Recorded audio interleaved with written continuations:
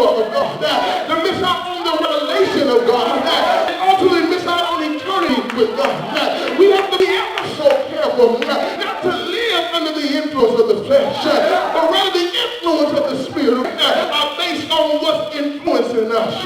But there's one last part when it comes to being under the influence, and then I'm getting ready to close, and that is when we encounter or deal with addiction or dependence.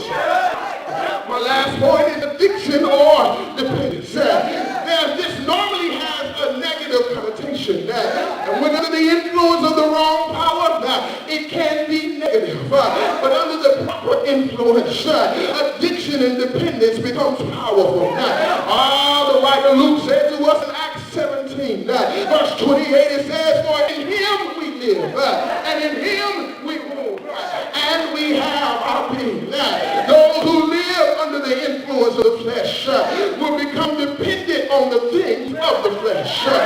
And these things are temporal. These things are dangerous.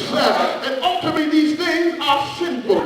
Those who become addicted and dependent on the flesh will eventually learn, according to 1 John 2 and 16, all sin causes to anyone who lives in it. I would hear my father say oftentimes that righteousness exalts a nation, and sin is a reproach.